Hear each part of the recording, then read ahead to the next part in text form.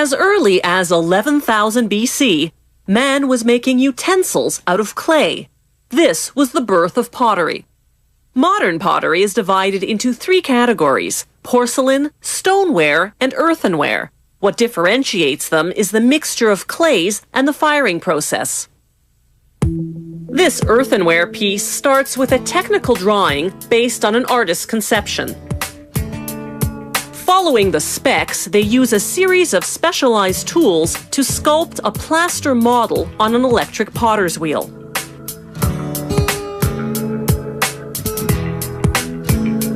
They check the diameter with calipers. The model is 7% larger than the finished piece will be, to compensate for shrinkage that will occur during drying and firing.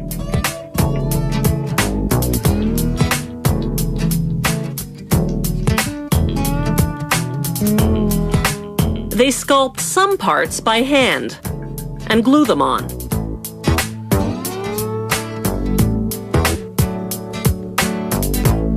Using this model, they cast a master mold made out of a rigid type of plaster called gypsum. They now use this master mold to cast a production mold out of rubber, or in this case, plaster. First, they pour in the plaster, using their hand to break up any air bubbles that would cause defects in the casting.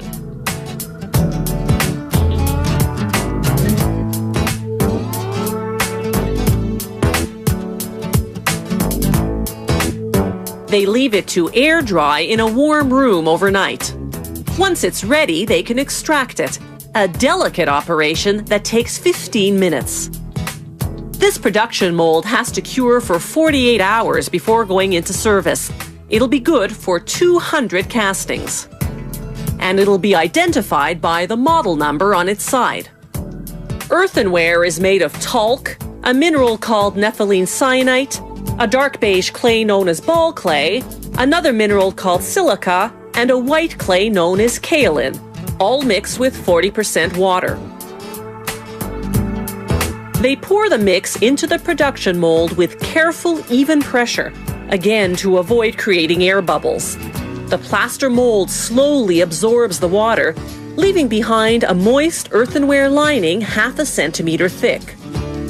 After about a half hour, this lining hardens and they can dump out the surplus liquid.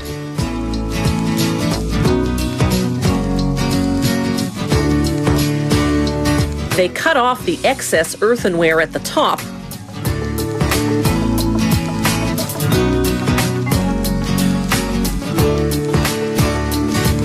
Then, after another 45 minutes or so, extract the piece from the mold. Workers have to handle the earthenware gingerly, with even pressure. If one finger presses just a bit too hard, it'll show up as a dent, but only after the piece is fired. After a 24-hour drying period, workers then carefully shave off the seam left by the two halves of the mold. They rub the piece on wet stone to even out the top and bottom. Then they smooth the surface with a wet sponge.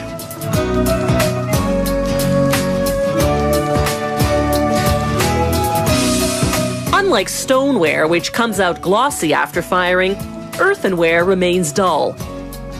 So to make it shiny and colorful, they apply specialized glazes and enamel paints.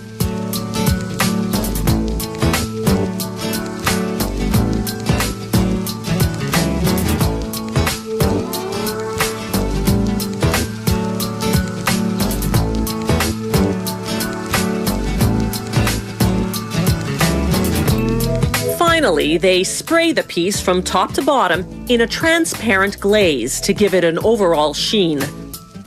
Then it's off to a room-sized oven called a kiln for an 8-hour firing, during which time the temperature climbs to more than 1,000 degrees Celsius. Then a 2-hour cool down. The intense heat activates the pigments in the paints and makes the colors come alive, turning what was once a lump of clay into a work of art.